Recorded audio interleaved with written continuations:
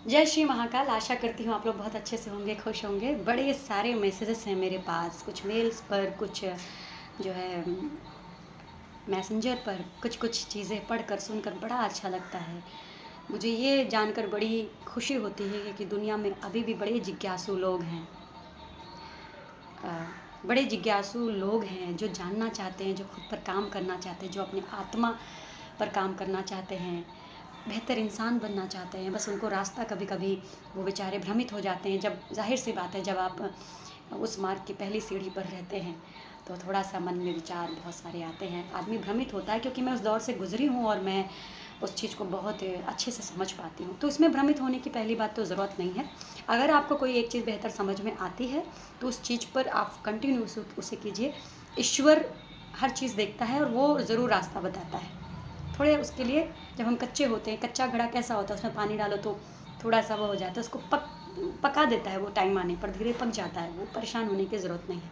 अच्छा, कई लोगों का सवाल ये है कि हम ध्यान लगाना चाहते हैं पर हमारा ध्यान मन में नहीं, ध्यान नहीं लगता है। 50 विचारें आती हैं, विचार शून्य नहीं होता है, स्थिर नहीं होता है मन। तो सबसे बड़ी चीज़ मैंने कहीं पढ़ा था और ये चीज़ मेरे अंदर, मतलब क्या होता है कि ये सब नेचुरल जो चीज़ें आपके साथ हो रही हैं, पहली बात तो उसे क्यों रोकना। आप इंसान हो, इंसान के मन में 50 विचार आएंगे, कोई बात नहीं, आनी चाहिए। देखिए, पहली चीज़ तो हमें ये समझना पड़ेगा, हम परमात्मा के अंश हैं और परमात्मा के जो गुण हैं वो हमारे अंदर हैं थोड़े थोड़े। बस वो आजकल के मोह माया में थोड़े दब गए हैं, बस यही है ना। तो विचार, पहली बात तो शून्य क्यों करना, क्यों करना। मन है, दिमाग है, और दिमाग में अगर विचार नहीं आएंगे तो आज ये दुनिया कैसे सक्सेस होती। लोगों के विचार आने से तो आजकल इतनी बड़ी बड़ी चीज़, आज हमारा भारत, हमारे देश हमारा विकसित हो रहा है।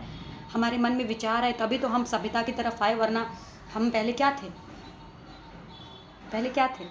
आदि मानव, अगर आप वो पढ़ा होगा आपने, तो आप क्या थे। आज हमारे अंदर वो विचार, वो सभ्यता, वो चीज़ें आ रही है, तब हम इंसान के उस पर प्रोग्रेस पे हैं।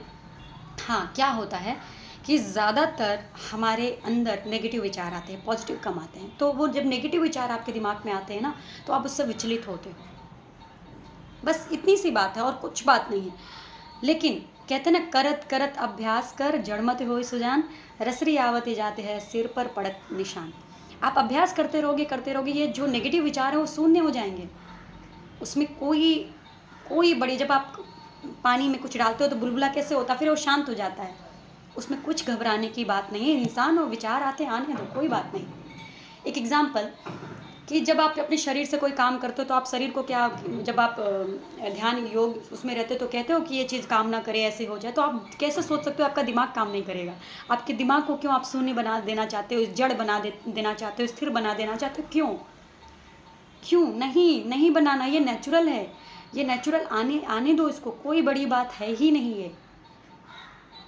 अब एक इसमें सिर्फ एक थिन लाइन को समझना बहुत ज़रूरी है।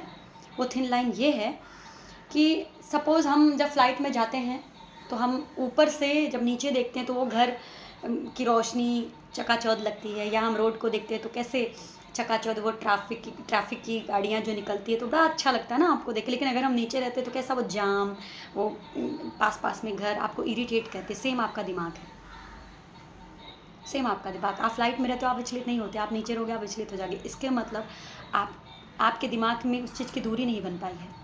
आपके दिमाग में वो विचार आ रहे हैं, आने दो, उसमें जाम नहीं होना है, उसमें विचलित नहीं होना। आ रहे हैं, इन्जॉय, ओके ठीक है, आने दो, कोई बात नहीं। उस पर एक्शन नहीं करना है आपको, घबराना नहीं।